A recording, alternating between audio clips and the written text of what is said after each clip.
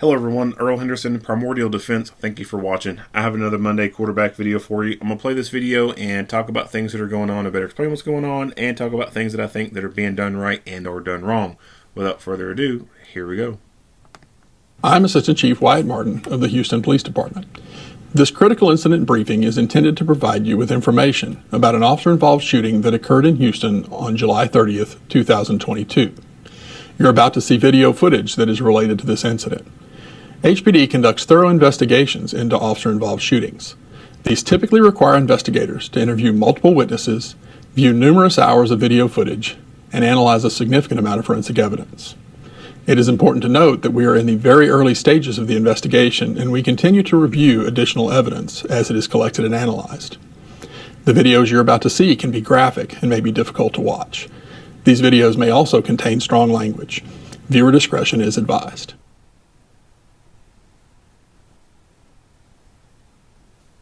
At approximately 11:47 p.m., Houston police officers were dispatched to a disturbance call involving an individual in crisis at 1310 Riverview Circle.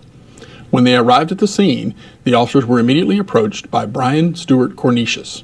He was shouting, moving around in the street erratically, and armed with a knife. The officers gave verbal commands to Mr. Cornitius to drop it and not approach them. He did not comply and continued moving toward them. The officers backed up to create distance as Mr. Cornitius approached them. Mr. Cornitius, with knife in hand, changed direction and charged one of the officers. That officer fired his duty weapon, striking Mr. Cornitius. Officers began providing emergency medical care to Mr. Cornitius until the Houston Fire Department arrived. HFD transported Mr. Cornitius to the hospital in critical condition. No officers were injured.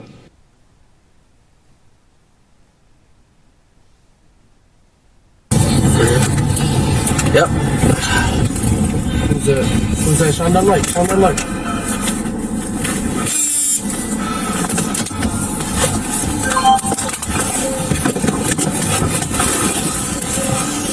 Hey, what's going on, man? Right there.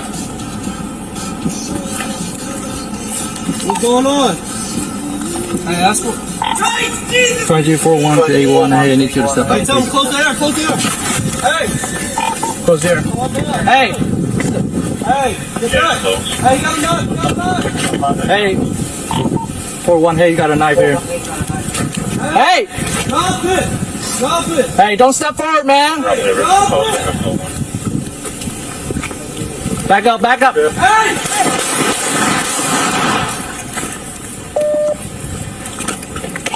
Shots fired. Shots fired. And it's here right away. Shots fired. Hey, the knife's still in his hand, though. The knife's still in his hand.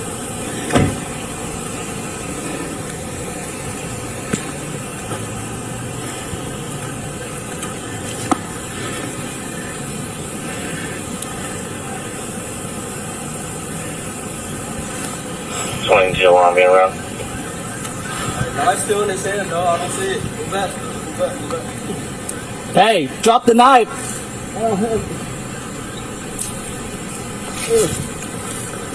You see it? Drop the knife. What's the knife?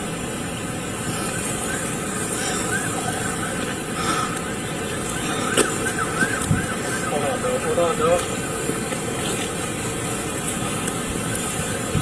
165 right, 1 minute.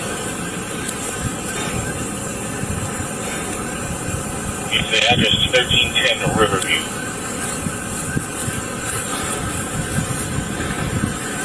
Roll over. Roll over to your side. Hey, roll over to your side. Okay. Come on, man. Yeah, show me your hands.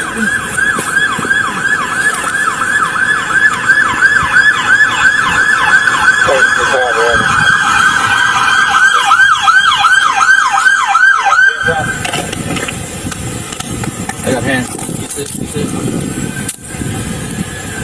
You roll HFD? Yeah. You roll HFD? Yeah. Weapon secure? No, I don't see it. Just keep the lights on. Roll more.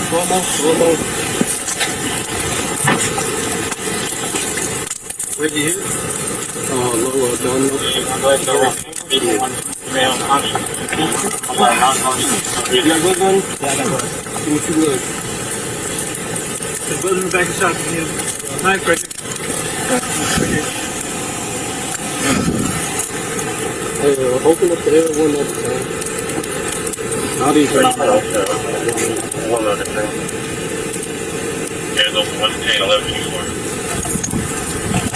Where he was at? Where was he at? He was right here. Hey, y'all got gloves? Yeah, go ahead. Watch out. Hey, I got an 8. Go here. Where you hit, man? Open the. Where you hit? There's a bag attached to my bag. Good? Roll over. Grab me some. Roll over on your side. Stay right here. Don't move. Hey, grab my first aid kit. Huh? Wait, say it again? Oh, you had fire? What did you 3-5? 3-5. He's Conscious and breathing. conscious, breathing, 2 gunshot wounds to the stomach. Hey, what's your name, man? Hey, knife right here. Hey, talk to us. Is that the knife? Yeah, it's right here. You got bleeding. 3 gunshots.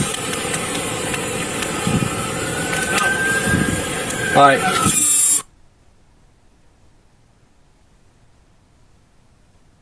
Who's that? Shine that light. Shine that light.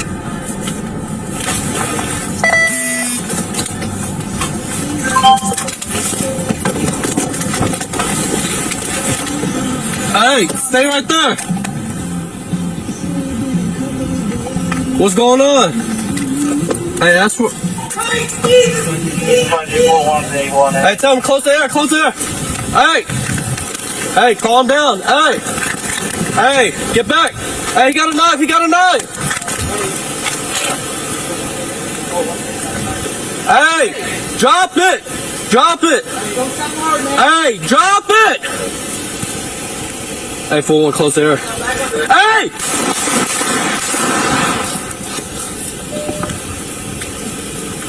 Stop fire. This is right away. Hey, don't go up. Hey, the knife's still in his hand, dog. The knife's still in his hand.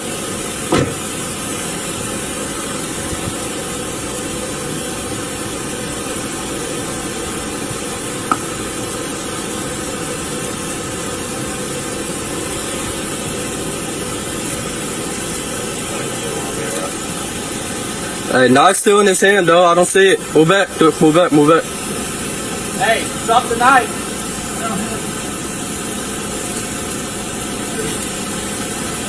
See it? Drop the knife. Where's the knife?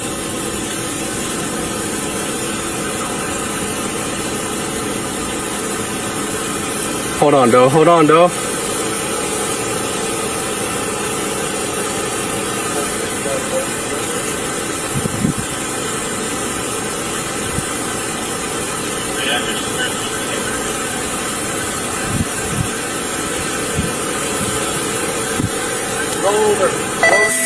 Hey, roll over to your side. Hey, show me your hands.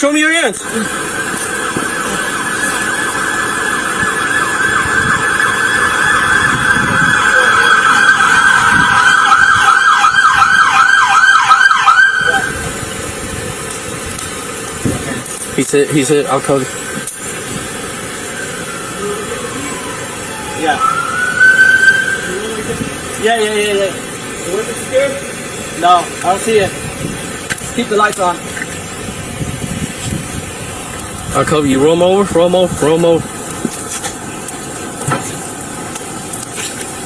Where's he hit? Lower abdominal. Lower abdominal? Yeah. Stay unconscious. You got gloves on? Yeah, I got gloves. Give me 2 gloves. There's gloves in the back of the shop. You need a knife right here. Right here. Alright. Hey, open up the air 1 mil detain. You can open it up. 1 mil detain. There's open 110, 11, 24. Hey, y'all. Where he was at? Where was he at? He was right here. Hey, y'all got gloves? Yeah, gloves. Hey, watch out. I need Hey, I some. got an 8. Go here. Where you hit, man? Where you hit? There's a bag attached to my bag. Good. Y'all get any seals? Grab me some too. Roll over on your side. Hey, Stay right here. Don't move. Hey, grab my first aid kit. I was the one that fired. So. Huh? I was the one that fired. So. Wait, say it again. Oh, you had to fire? Yeah. Okay. He's Conscious or breathing.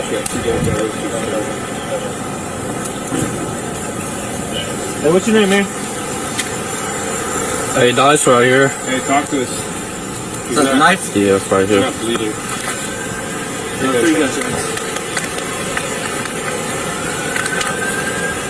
Alright. Yeah, just bring it, that's fine. Oh. Is that my first aid kit? Yeah, let's put it over here. You got the gloves in the back? You good though?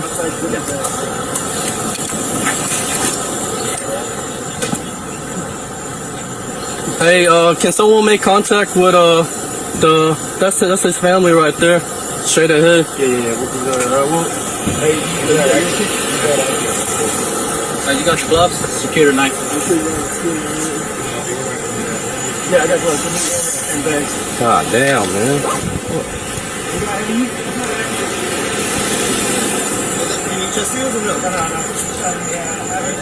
Right here. The nice way. Yeah, he's Hey man, hang on, bro. HFD, come in. Stay down. HFD's coming, bro. Stay down. Can I lay on my base? No, you can't lay on your back, man. Just stay down. Okay, How many times did you, hey, how many times did you fire? 3. Okay. Stand by. Relax, guys. Just relax, okay?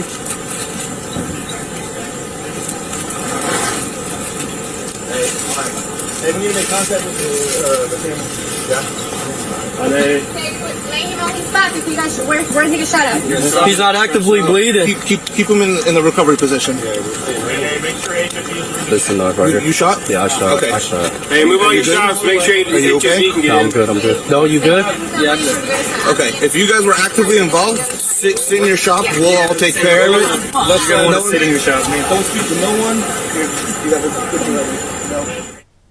Okay. Let's no. So I don't know why they call their cars shops. Like, that's the oddest fucking thing to me. Alright, so they are responding to a call involving a person in some type of crisis.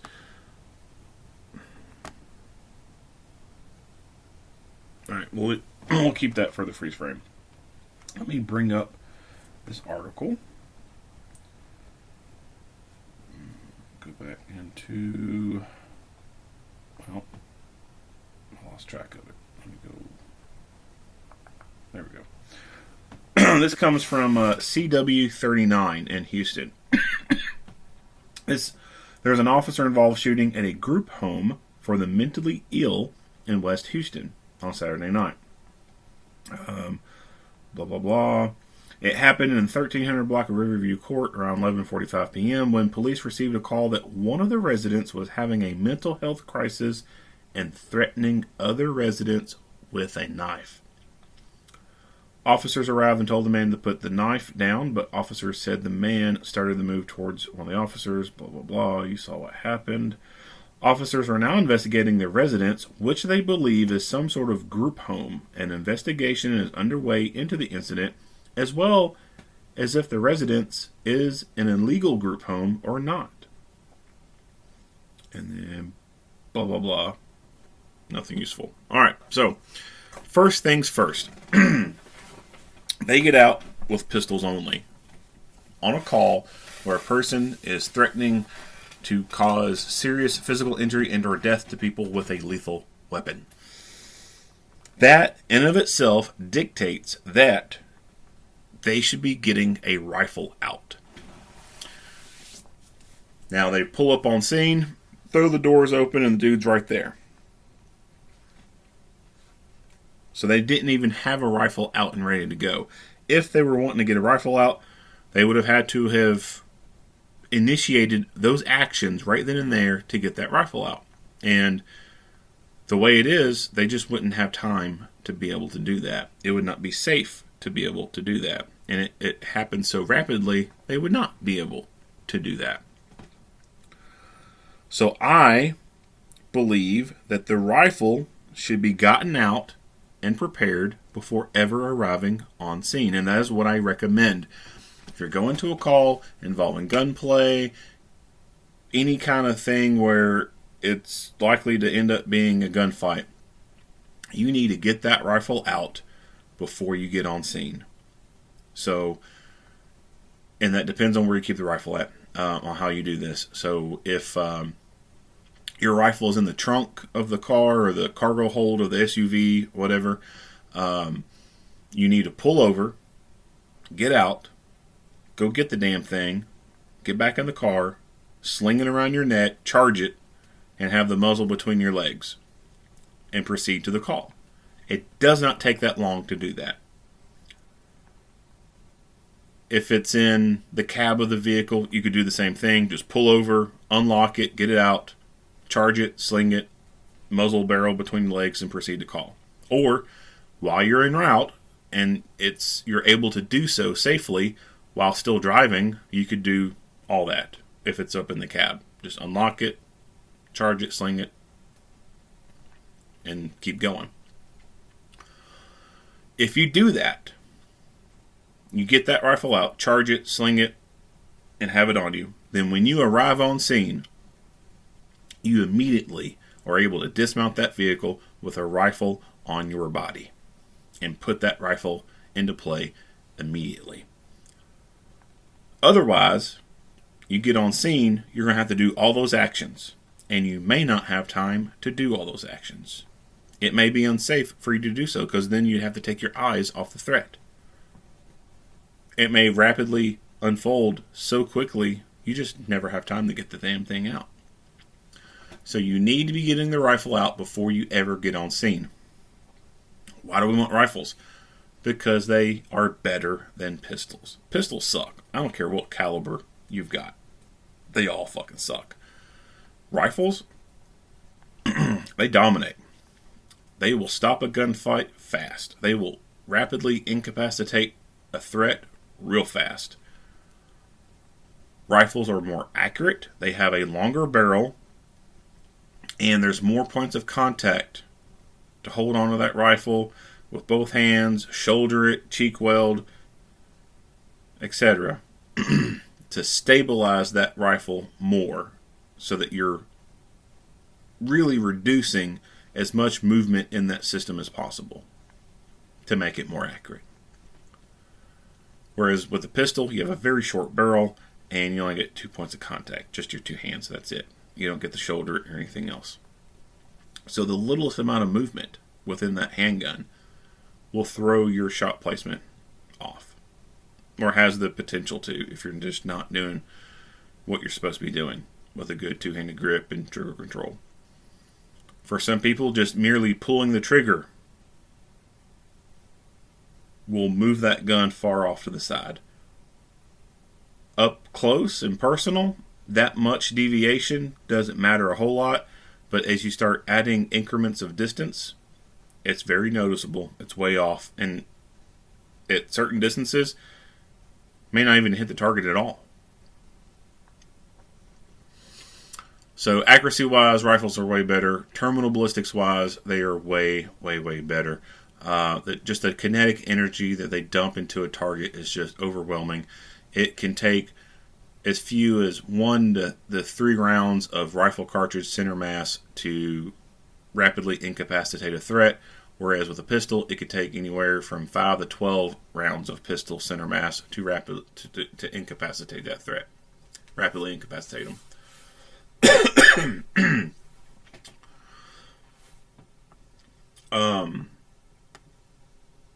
This group home.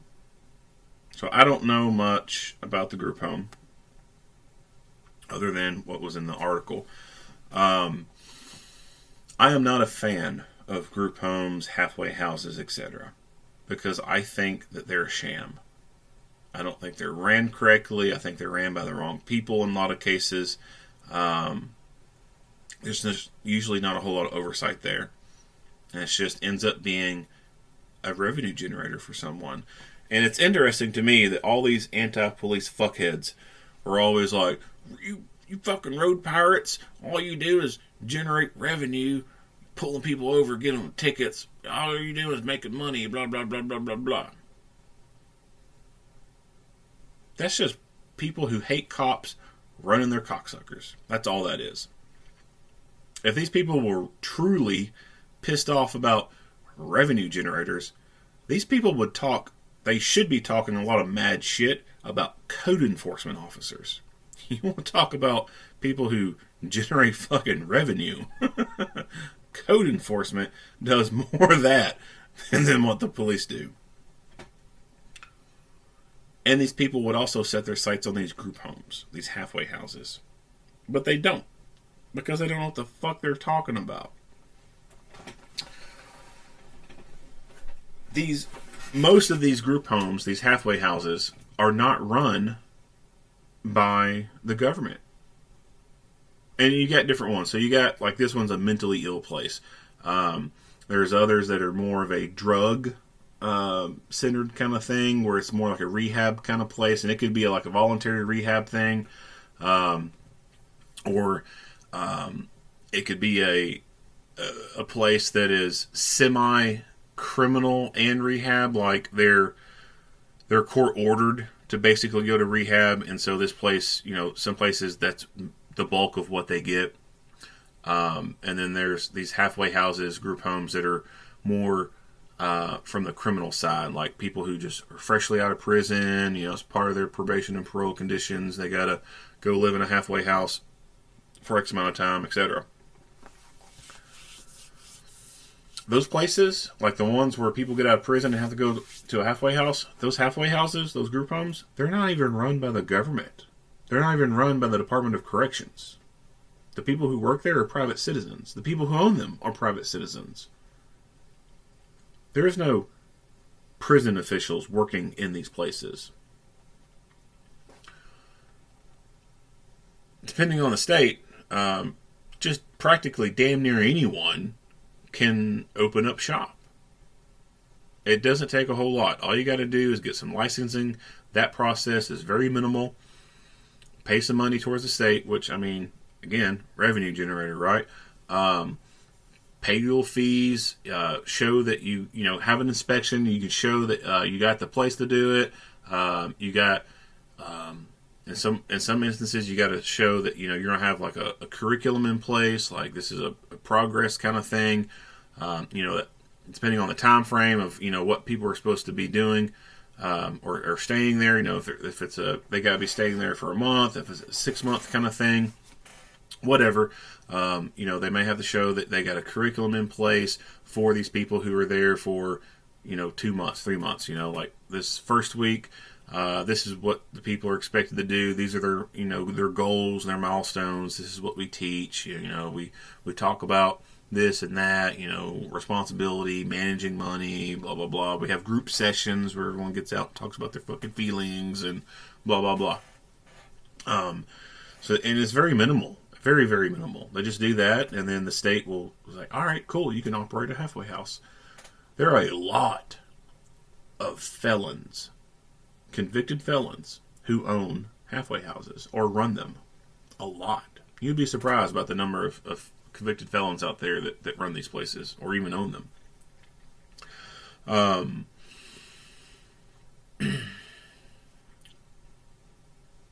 The people that they hire, they're not paying them a whole lot of money. And those people, a lot of times, just don't give a shit. They don't enforce what they're supposed to be enforcing very well. They just go there. They have to be there for X amount of time. And then, they do their thing here and there, blah, blah, blah. And that's it. There's not much to it at all, really. And even for the other ones, like the mental stuff, they're not paying those people a whole lot to be there. They don't really give a shit what goes on. They just do, a lot of times they just do bare minimum. And when it comes to these mental health places for mentally ill, there could be some people who are just dangerous, like this guy. But there's no way for that place to restrict their movements. There's no way for their staff to restrain people, handcuff them, put them in a locked room or anything like that. There's no setup for that. And those private companies, because they don't want the liability of it, they won't even let them do that shit. If someone's acting up, call the police. Push that liability onto them. That's their mindset. Just like fucking Walmart and all these other big companies with their loss prevention. Oh, we don't want this liability anymore. So loss prevention, you can't go hands-on anymore. Someone's stealing some shit, call the police. Let them go hands-on. Let them absorb that liability. Complete fucking bullshit. So here locally, there was a guy in our area who was supposed to be in a mental kind of place, a group home. But that group home was a privately owned residence, privately ran place, and there was no way to restrict his movements. And this guy was a danger. Like, he's a clear and present danger to society. But under our Kentucky laws, he's not that so far off mentally being incompetent that he has to be locked in an actual psych facility where he cannot freely walk out the fucking door. So, this guy that I talk of, so this article comes from a pretty cool news entity around here called Bowling Green True Crime. This was in June of this year, June 29. So here's this article. South Central Kentucky Drug Task Force arrests Franklin man, finds approximately 7 pounds of cocaine in his possession. 7 pounds. 7 fucking pounds. On Tuesday, June 28, 2022, a joint investigation that had been going on for over 2 weeks between the U.S. Postal Inspector, South Central Kentucky Drug Task Force, Simpson County Sheriff's Office, Kentucky State Police, and the Department of Homeland Security investigations resulted in the arrest of one man and a seizure of evidence. The man, Kevin Allen Gardner, age 34, of 405 West Street, Franklin, Kentucky, was arrested after he was found to have approximately 7 pounds of cocaine in his possession. He was charged with trafficking in a controlled substance and possession of marijuana. He was lodged at the Simpson County Jail, blah, blah, blah. Gardner has multiple prior arrests in Warren County for things such as robbery first, disorderly conduct second, menacing, and multiple failure to appear warrants have been served on him. In Simpson County, he has had multiple prior arrests for things such as fleeing, evading police, assault fourth, criminal trespass, domestic assault, and theft by unlawful taking. The robbery case that occurred in Bowling Green in 2011 was where Gardner and a co-defendant, Emmanuel Amar Scott, committed a robbery June 11 at a convenience store on Morgantown Road, and then later, on June 16, committed robbery of an armored car outside a bank on Cave Mill Road. The case was dismissed from court in 2014 by Judge John Grice. The reason for the case being dismissed was Gardner was found to be incompetent to stand trial. An evaluation was conducted by the Kentucky Correctional Psychiatric Center, and the findings of evaluator Robert Sivley determined that Gardner was mentally incompetent and there was substantial probability he would not be able to gain competence. It was reported in the findings that Gardner had mild mental retardation and an IQ below 70. After that evaluation was completed, another evaluation was completed by Life Skills, and the results of that evaluation determined that he was not sufficiently incompetent to warrant involuntary commitment to a psychiatric facility. The result of that meant that his case was dismissed. At the time, he was put under the guardianship of the Kentucky Cabinet for Health and Family Services and was supposed to be living in a contracted and licensed private residence in Franklin, Kentucky, under the care of a trained guardian.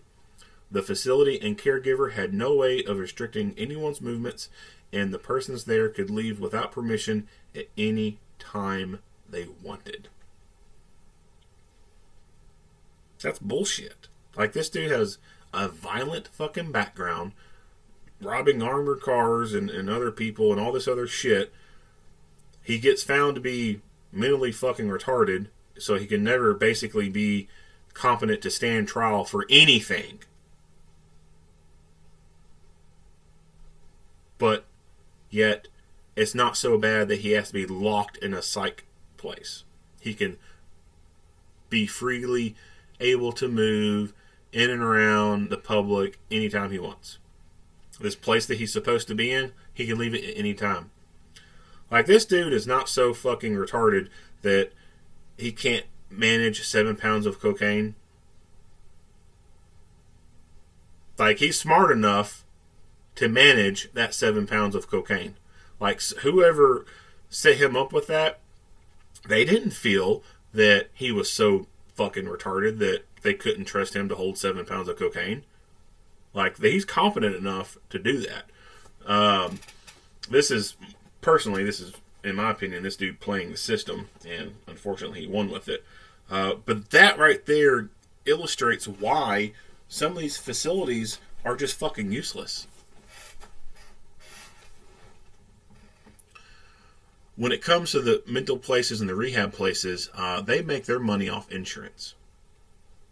You got private insurance, cool. A lot of times these people don't have private insurance. They have Medicare or Medicaid. Like the article I just read about this dude here in my area.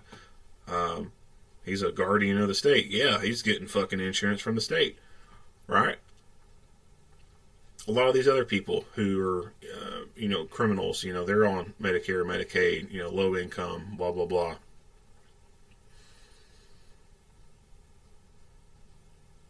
Those places are making money off the taxpayers, essentially. And if they don't, if people don't have insurance, these places won't fucking take them. If they do, they only take them for a short period of time, and then they doctor up some paperwork saying, yeah, this person's fine. There's no reason for him to be under our care anymore. But the minute they get some insurance, then something else changes. Like, yeah, this guy needs help. Yep, sure do. Yeah, all the other paperwork. Oh no, that's changed since then. Yeah, it's changed. So no telling what goes on in this place, whatever facility he's in. I don't even know if you can really, it's not even right to call it a facility. It's just a house. They're in a neighborhood.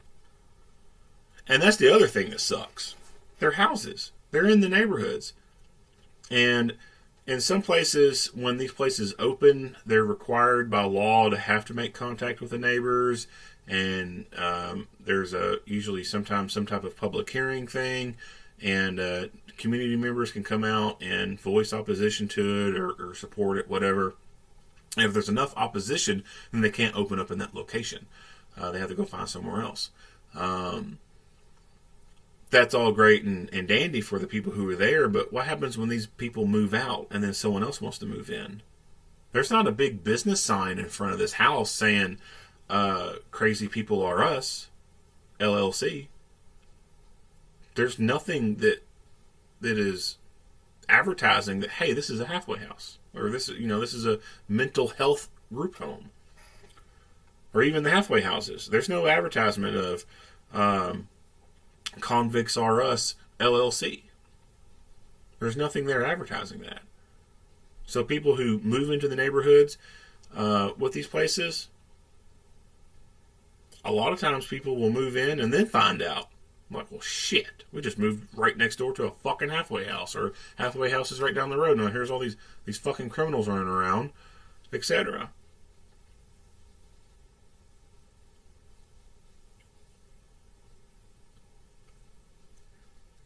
Anyway, enough on all that. So, on the first portion of the video,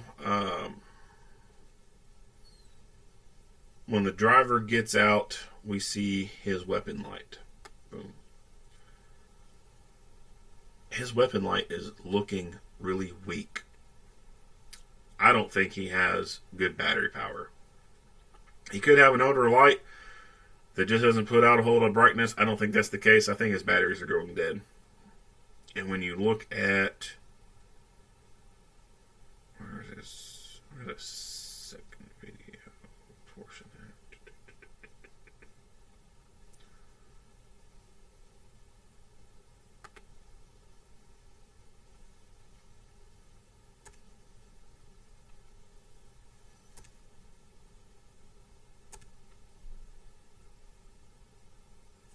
Here. So notice his light over here and this guy's light. I'll back that up some. A world of difference. This light is weak as fuck. This one's bright. Real bright. And that's what you want. You want bright lights. If I could somehow get a light that could project the same intensity of the fucking sun, I would want that light. Like, if I could shine a light at a person's face and it's so damn bright, light starts coming out their ears, that's a good light.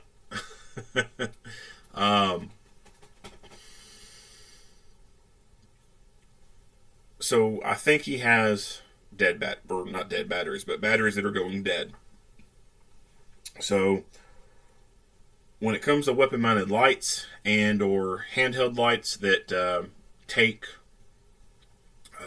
consumable batteries, expendable batteries that you can just throw away when you're done with them, you need to have a rotation schedule for changing out your batteries on those, especially for fighting purposes. The rechargeable hand lights, yeah, those are great because you can recharge them. But for anything that just takes CR123s, you need to come up with a schedule on switching those batteries out. That way, when you turn your weapon-mounted light on, it's going to be bright as it can be, and it can stay bright for its estimated runtime. You for sure want a light to be as bright as it can be for 30 minutes. I try to explain or describe to people that your batteries are like magazines for your gun. When you shoot your gun 5 times, you end up reloading that gun because you don't want to be walking around with a magazine minus 5 rounds. So, for example, if you were carrying a gun for self-defense and that first week you fire 3 rounds. That second week you end up firing 4 rounds. Third week you fire 1 round. Fourth week you fire 2 rounds. Fifth week fire 3 rounds. Whatever. That amount of time that, that first week, the first round was on Monday, then Thursday you fired 1, second week, 2 on this day, 3 on the other, whatever. You're not going to remember that. But shit, when I put that magazine in at the first of the month, how many rounds have I fired so far? There's no way to fucking remember that. Nobody operates like that. You fire some rounds, then when you do, you top off the magazine or put a new magazine in the gun. No one walks around with partially depleted magazines.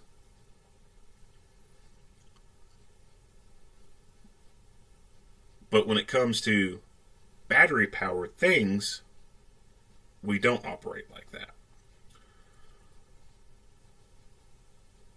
We put fresh batteries in within that first week. That light comes on 4 or 5 different times and for different increments of time. The first couple times it was on for a max of maybe 5 minutes. Second time it was on for a max of 10 minutes. Week 2, third time it was on for a max of 5 minutes. Whatever. As you use that light here and there, it is just like shooting a gun. You're depleting rounds from that magazine. Every time you click your light on, it's like pulling the trigger to a gun. You're expending rounds. So, this guy, he's been using his light. Now, how long it took for him to deplete his batteries down to this point, I don't know. But he's been using it. And he's used it so much that now in his time of need, it's not that bright. So you've got to come up with a schedule on switching out your lights. And that's going to depend on how frequently you use your weapon-mounted light. There are some places, some agencies where you could damn near use your light every damn day of your work week. And so if it's going to be like that, you may need to consider rotating those batteries out once every 2 weeks. you're in a smaller area, smaller agency, not a whole lot of calls, you may need to come up with the schedule of replacing them once every month. And at bare minimum, I think that's the most amount of time for public safety to have the rotation for switching out batteries. Do it every month. That way, you don't find yourself in a position like this. Now, the CR-123s, they are expensive. So, if you're law enforcement, and you're in a big enough agency, there's a good possibility that those batteries could be given to you. And when you need them, you just go to the supply or whoever's in charge of batteries and just get more. You don't have to pay out of pocket for them. That's great if you can do that. Other agencies, they're like, oh, you got to buy your own batteries. Security companies, you're most likely buying your own batteries. So when you buy those CR-123s by just the 2-pack, yeah, they're really expensive. The better economical thing to do is buy them in bulk. Buy a big sleeve of them. And there's so many batteries that come in those, you can more easily afford to switch them out once a month. Or switch them out every month. Now, when you take these lithium batteries out, does that mean that you're potentially taking a set of batteries out that still have probably a good hour of runtime left on them? Yeah, potentially. There could be. But like I said, no one keeps track of how many times they've turned their lights on in a month's time. I mean, you could be super nerdy and like on your notes on your phone or write down on your notepad, whatever, like you could write down the day and the estimated runtime and calculate all that and be like, all right, here's the 15th day of this month. This weapon mounted light I've had has been run for approximately 20 minutes overall. Or it's been ran for 1 hour. It's time to switch the batteries out. Or here I am on 3 months. I've only had about 20 minutes of runtime on these batteries. I could still go a little bit. I don't know of anybody who does that. I've never heard anybody doing any shit like that. But that would be the only way to like keep track of how long that light has run and how much you've probably depleted those batteries by. It's a whole lot easier just to buy a whole sleeve of batteries and just switch them out every month. That way you're not running into a problem of having a weapon light that ends up doing this. Now you can get the rechargeable batteries for certain lights, etc. But the Surefire X300, I don't even know if you can find any rechargeable batteries to throw in that thing. I haven't really messed with the rechargeable stuff other than obviously a patrol light or something like that. So it's just, for me, my weapon mounted lights, it's just the CR-123s. And what I do is we have a Batteries Plus here in town, and I just buy the whole sleeve of CR-123s. I forget how much they cost, but it's more economical to buy them by the sleeve like that in a bulk than it is to, when it comes time to switch out batteries, go buy a 2-pack from somewhere. That shit adds up real quick.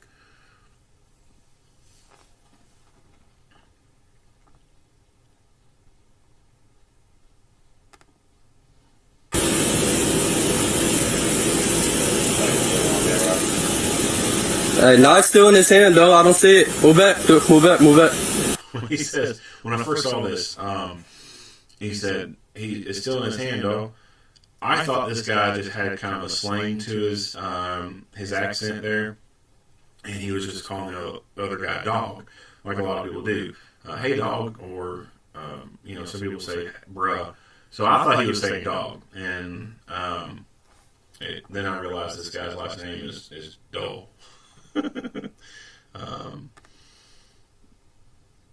So I had to redo the video because I went into a rant about how I didn't think it was professional for an officer to be saying dog, and I'll even touch on that too. So there are some people out there that are younger and they do talk like that. Hey, dog. Or bruh is the more popular one now. Hey, bruh. Hey, bruh. Come on, bruh. I am just not a big fan of that slang talk. I don't think it's very professional. And if you're going to be working in this industry or, public safety, some kind of, professional entity, I just don't think that it's professional of a person to be calling people bruh and talking in slang like that. I just think it's just unprofessional and makes you look fucking stupid. Anyway, so when they first get there, they roll out the car and their doors are open. Stop it! Hey, don't step forward, man! So you would be surprised about how many times police cars are stolen from people. Happens more than you think. Officers are very, in most places, are very complacent with, they pull up on scene, they leave the car running. You gotta leave the car running to, one, keep the AC going, keep the heat going, keep the computer fired up, keep the flashlights turned on. So back in the day, having to leave the car on was basically a necessity for those overhead lights because they were rotators. There were, there could be 4 little motors, little electric motors running to make those rotators spin around. And if you turn your car off, that's going to drain the battery real quick. So the cars had to be kept on. And especially like during the day when it's hot as fuck, it's basically a necessity at that point to keep them running for the AC purposes. And then computers started going in, the MBTs, so you need to have power to run those things. Now, with the way equipment is set up, the light bars are all LED. They don't draw a lot of power. And laptops, I mean, assuming the laptop is charged up or is connected to the power cord and it's charging, if you turn the vehicle off, that laptop should last for a good amount of time in on position. So it would be more likely to be able to turn the car off and have all that stuff running if the car is wired up that way. Some vehicles are wired up to where you turn the key to the off position, that shuts everything down. So if you have blue lights flashing and all that shit, you turn the key off, boom, that shit shuts off. There's other vehicles that are wired the opposite. You turn the key to the off position, and all the accessories stay turned on. You have to physically hit those switches to turn them off. And that varies all across the country on how vehicles are wired up. A lot of places will wire them up so that when you turn the car all the way off to the off position, that shuts down all the accessories. That way, people don't run into possibly leaving, something turned on as far as an accessory that running down the battery. I like the setup of turning the car off completely and all the accessories turn on, because that way it makes it safer in a way to be able to get up to something really quick, turn the car off and go, and you can leave the fucking car door open. Shouldn't really leave it open, but if you did, then the car's off. No one's taking off in it. Now they can still get in there and fuck with stuff, but at least they're not going to take off the car. So if your vehicle's set up in a way that you can turn the car off and all the stuff remain on, I think you should probably get in the habit of, on things like this, turning the car off.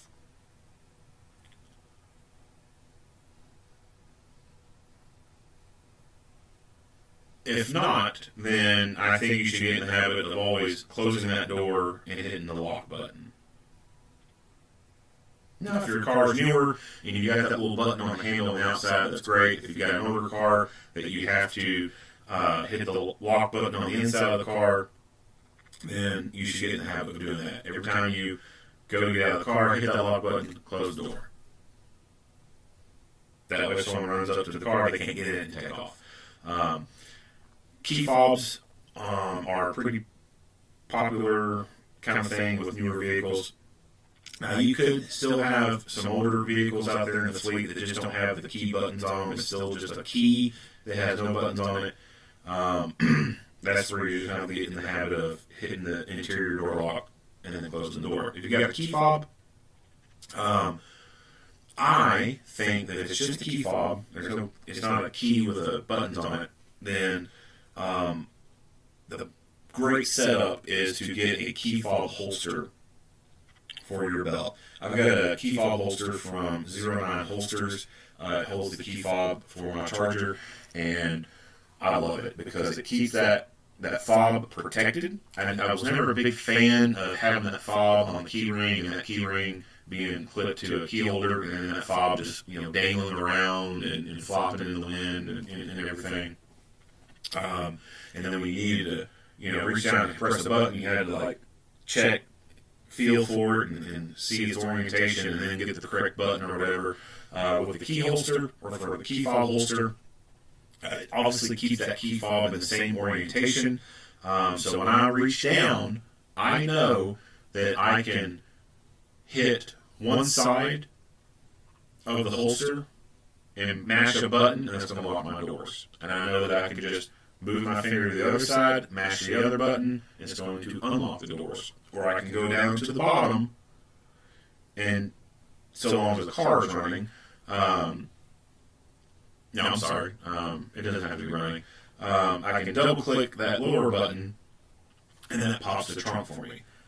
When I said that the car has to be running, I was thinking of the trunk release inside the vehicle. So if my charger's off, that disables the trunk release inside the vehicle. So I can't open my trunk when the car's off. It has to be running from the inside. But the key fob don't matter. But anyway, so I can decide whether or not, when I reach down to that holster, or on the top side, I know either side, go one side, click, lock, other side, click, unlock, go down, double click, open trunk.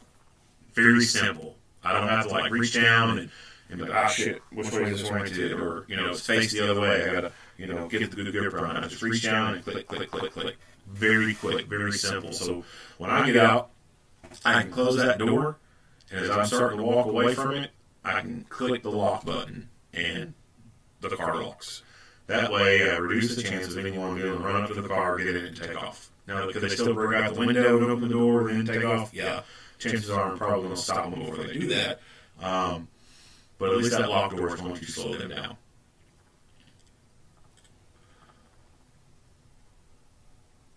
Here towards the end. So they were, I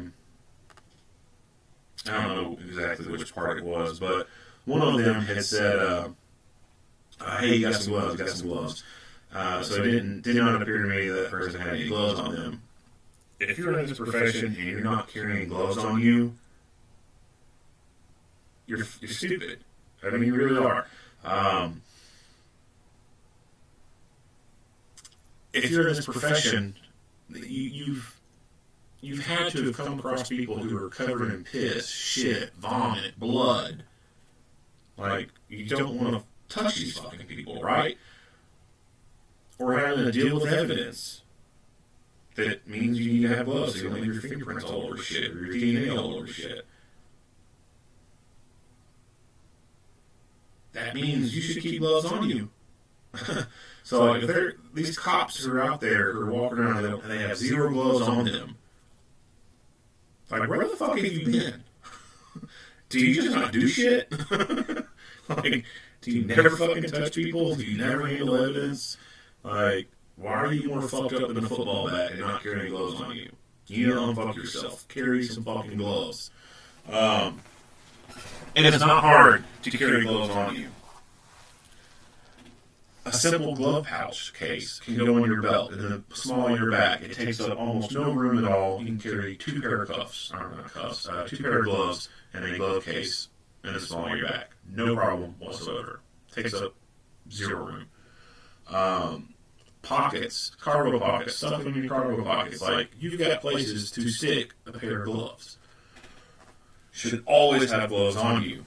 You never know when you're going to have to suddenly put your hands on people. And not even just suddenly, but You never know when you come up and you're going to have to put hands on someone and they're covered in fluids and you don't know what they got.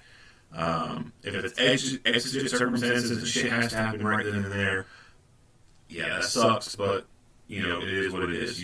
You're not going to have time to put gloves on. But if you got time to put gloves on, you need to be putting gloves on, especially if they're covered in blood. In this scenario where they shot him, he's laying on the ground, he's not moving anymore, or he's not moving much, you can take the time to put gloves on. Most certainly take the time to put gloves on. Someone still point the gun at them, maintain lethal cover, a person put gloves on, and then they can go hands on. You have to assume that people have the worst thing possible when it comes to a communicable disease. They got HIV, hepatitis, whatever. You have to imagine or assume that they have it. And criminals who get to this point of having to be shot by the police, what they done to get shot by the police means that they were not making good decisions. And typically, people who end up making that really, really bad decision in life, they have, generally, throughout the course of their life, have made a series of bad decisions. They've probably been known all their life to be making bad decisions. And so, that could be, if they're drug addicts, being on a needle and using needles that other people have used. It could be that they have been having sex with questionable people without protection, using prostitutes without protection. And so that means that there's probably an increased chance that they have something. And it's not just criminals that you need to be worried about. It's everyone. Everyone. So you come across a car accident scene, it looks like, two soccer moms piled into each other. They don't look like they got, they don't come from the criminal background lifestyle. They just look like two, middle class, upper class soccer moms or whatever. You should still wear gloves because you have no idea. You really don't. You just can't look at someone and know they have something. Now, there's some people you can look at and you can suspect that they probably do. But there's people out there that you never know. And so, because you cannot just know by looking at someone, you have to assume they have the worst thing possible. So, carry gloves and put them on before you touch people who are covered in bodily fluids. You do not want to take a disease home. Taking a disease home like that will be a cramp on your lifestyle. It could change. It will change your lifestyle, and it could change your relationship. Say you're young and you haven't started a family yet. You got a spouse, but you haven't had any kids yet, but you want to have kids, and then you get HIV at work. Do you think your spouse is going to be very open to the idea of having unprotected sex with you then to produce a child? No. If you got a girlfriend and you're not even married, or you got a boyfriend and not even married, do you think they're going to stay with you after it's confirmed that you get HIV? I don't know. It depends on the person's, how much they love you. But there's probably a pretty good chance a lot of people are like, I'm sorry, I can't do that. It's not happening.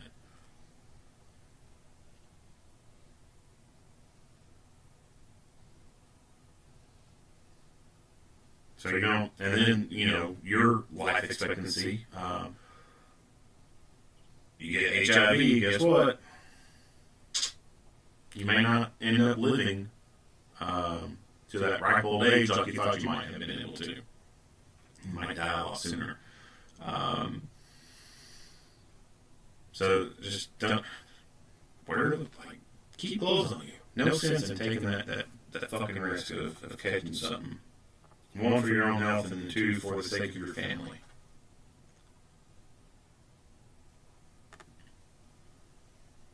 So they start rendering medical aid to him.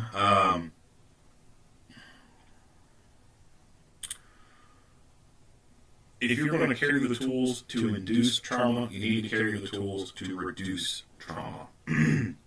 So you need to have not only the knowledge and the skill set to do things that could cause a person to die, but you should also have the knowledge and skill sets to be able to do stuff to save a person's life and prevent them from dying. And the number one priority reason for that is for your own self-preservation. Have the knowledge and the skill set to save your own life. And then secondary to that, your coworker's life or your family's life. Third, rest of the innocent public. And then fourth, and dead last, is the criminal.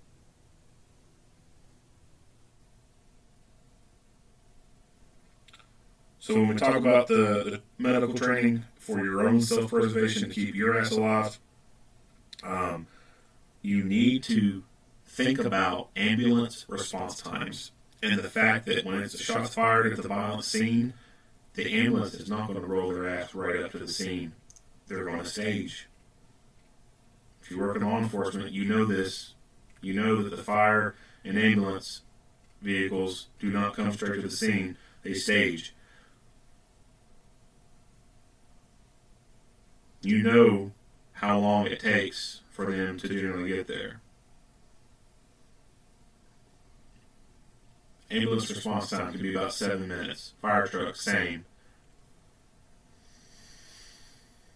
You could be dead 5 times over before anybody gets on scene to help you. You get hit in the femoral artery, you could bleed to death in 90 seconds. Bleed out in 90 seconds, and then 7 minutes later, 5 minutes later, somebody shows up. There's nothing they're going to be able to do to bring you back. Even if they brought the fucking hospital with them. They brought the doctor, they put an operating room in an RV, they bring it all right there. There's still nothing they're going to be able to do.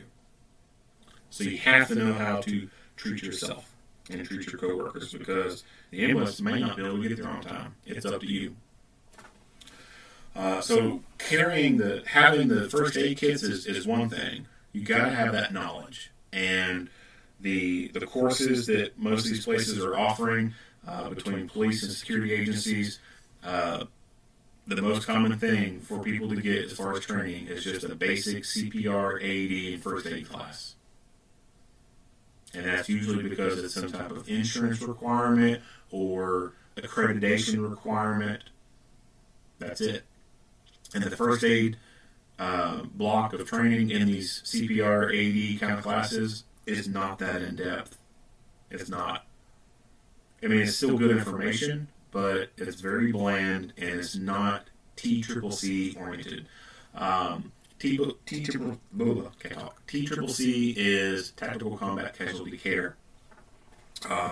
This is a way of providing care to trauma patients who've received trauma from battlefield type injuries, small arms fire, puncture wounds, etc. It is a lot different than your standard first aid care or how it's done as far as like the ABCs, airway, breathing, circulation. TCCC uses March. You start with massive hemorrhaging. Why? Because in all the studies that have been done in battlefield injuries, bleeding to death is the number one killer in armed conflict. You got to stop that massive hemorrhaging first. And how you do that is with tourniquets, hemostatic agents, pressure bandages, direct pressure. That kind of stuff is not really covered in a basic CPR AD first aid class. The direct pressure stuff is, putting a bandage on someone is, but specifically using tourniquets. It's not in the standard curriculum. It may be an extra thing that can be covered, but it's not like the first thing to be talked about. And there's not going to be a whole lot of repetitions in using it or anything like that. So you've got to have a TCCC type of course of instruction to be able to have the good skill set in providing the proper amount of pre-hospital care.